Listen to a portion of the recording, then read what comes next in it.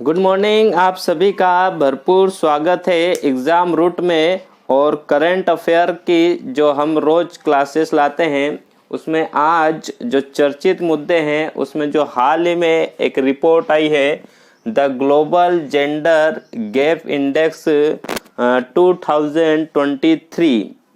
इसमें जो दो जेंडर है, मेल और फीमेल, इसके बीच जो असमानता है वो असमानता में कितना डिफरेंस आया है, इसको लेकर विश्व आर्थिक मंच के द्वारा प्रत्येक वर्ष एक रिपोर्ट जारी की जाती है जिसमें महिलाओं और पुरुषों के बीच जो जेंडर इक्विलिटी है उस पर बात की जाती है।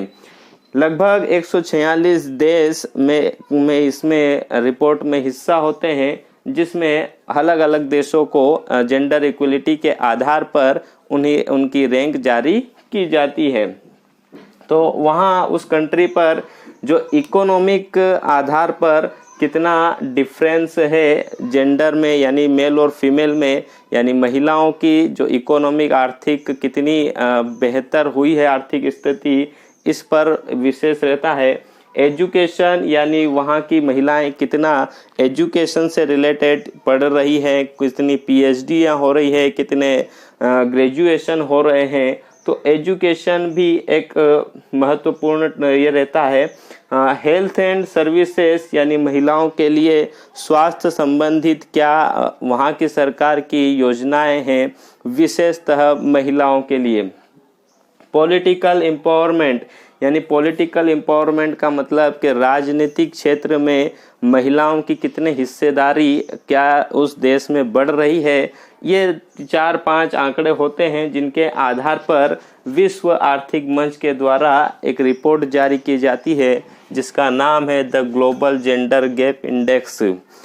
प्रत्येक वर्ष ये रिपोर्ट आती है। तो अभी हाल ही में 2023 में आई। भारत की स्थिति कुछ थोड़ी सी, बहुत ज़्यादा खुश होने वाली स्थिति नहीं सामने आई, लेकिन कुछ बेहतर सुधार हो रहे हैं। टोटल 146 देशों के द्वारा को शामिल किया गया था, उसमें से 127वें स्थान पर 127 रैंक पर भारत की रैंक रही 146 देशों में। 2022 में ये 146 देशों पे ही 135वें स्थान पे था पहले, लेकिन बहुत कम ही पायदान पर हमारा सुधार हुआ है। 2021 की बात करें तो 156 देशों में 144वें स्थान पर पहले था इंडिया। शीर्ष देश की बात करें तो फर्स्ट जो रैंक मिली है वो आइसलैंड को मिली है और सेकेंड नंबर पर रहा नॉर्वे। अंतिम पायदान पर रहा अफगानिस्तान। जो तालिबान सरकार है वहाँ अफगानिस्तान अंतिम स्थान पर रहा। तो शीर्ष देश भारत का बात करें हम तो भारत में अभी काफ़ी सुधार होने का बहुत दूर है। हम लगभग टॉप 10 में तो ना सही, लेकिन टॉप 50 में तो कम से कम आना चाहिए। महिलाओं का जो एक आप सबको जानते होंगे, जो 33% जो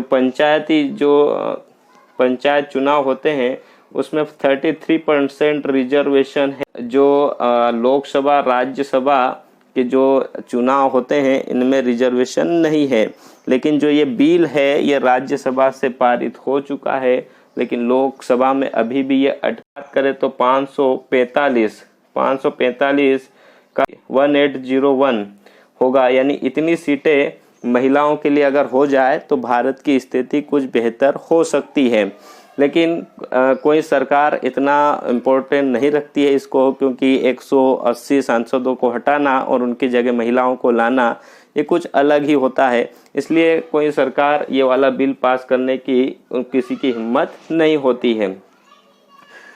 180 वो फिर वही वाली बात हो जाएगी जो पंचायत में होता है, सरपंच पति जो होता है उसी तरीके से फिर सांसद पति रहेगा। तो ये हो नहीं पा रहा है अभी गवर्नमेंट के आधार पर। अब ये जो इकोनॉमिक्स जो ये वाली रिपोर्ट जारी करता है वर्ल्ड इकोनॉमिक फोरम, उसके बारे में हम बात कर लेते हैं। इसको स्टेबलाइज्ड जो किया गया था वो 1971 में इसको स्थापना की गई थी। हेडक्वार्टर इसका कोलाग्नी स्विट्जरलैंड में इसका क्या है, हेडक्वार्टर है। प्रकार कैसा है, तो ये गैर लाभकारी संगठन है, गैर लाभकारी संगठन है। एक वर्ल्ड इकोनॉमिक फोरम, क्षेत्र क्या है इसका, जो एरिया है पूरे वर्ल्ड पर, इसका मतलब पूरे विश्व को, ये विश्वव्यापी संगठन है। रिपोर्ट का जो मेन रिपोर्ट प्रत्येक वर्ष जारी करता है, तो विश्व प्रतिस्पर्धा रिपोर्ट भी इसी के द्वारा जारी की जाती है। जो वैश्विक जोखिम रिपोर्ट आती है, वैश्विक जोखिम रिपोर्ट भी प्रत्येक वर्ष वर्ल्ड इकोनॉमिक्स फोरम के द्वारा जारी की जाती है। वैश्विक तकनीकी गवर्नेंस रिपोर्ट, जो तकनीकी यानी टेक्नोलॉजी के आधार पर गवर्नमेंट की रिपोर्ट जारी की जाती है, वो भी वर्ल्ड इकोनॉमिक फोरम के द्वारा की जाती है। ऊर्जा संरक्षण सूचकांक की जो रिपोर्ट है वो भी इसी के द्वारा जारी की जाती है। एक और खबर है इंटरनेशनल डे ऑफ योगा, जो हाल ही में अंतर्राष्ट्रीय योग दिवस मनाया गया था 21 जून को, उसको लेकर 21 जून को ही क्यों मनाया जाता है, क्योंकि ये हमारी अर्थ है, अर्थ का ये 0 डिग्री लेटीट्यूड होता है, 0 डिग्री लेटीट्यूड से 23.5 डिग्री ऊपर ट्रॉपिक ऑफ कैंसर होता है। ट्रॉपिक ऑफ कैंसर पर जो उत्तरी गोलार्ध जिसे हम बोलते हैं, उत्तरी गोलार्ध पर 21 जून को सबसे ऊपर सूर्य चमकता है कर्क रेखा पर, यानी ट्रॉपिक ऑफ कैंसर पर सूर्य चमकता है, इसलिए जो है उत्तरी गोलार्ध में सबसे बड़ा दिन होता है इसी समय, इसलिए इंटरनेशनल योगा जो दिवस है वो मनाया जाता है 21 जून को।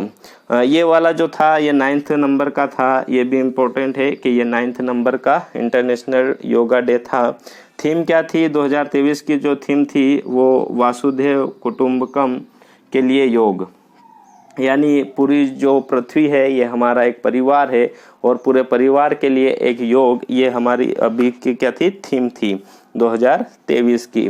पहले योगा दिवस के बारे में बात करें तो जो यूनाइटेड नेशन है उसने दिसंबर 2014 को ये प्रस्ताव पारित किया था और प्रस्ताव पारित होने के बाद 21 जून को अंतर्राष्ट्रीय योगा दिवस मनाने की घोषणा की गई। फिर पहली बार 21 जून 2015 को अंतर्राष्ट्रीय योगा दिवस मनाया गया।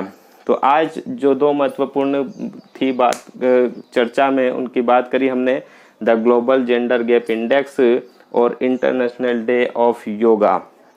आई होप आप सभी को थोड़ा बहुत समझ में आया होगा। नेक्स्ट वीडियो में हम किसी और टॉपिक पर चर्चा करेंगे, तब तक के लिए बाय, जय हिंद।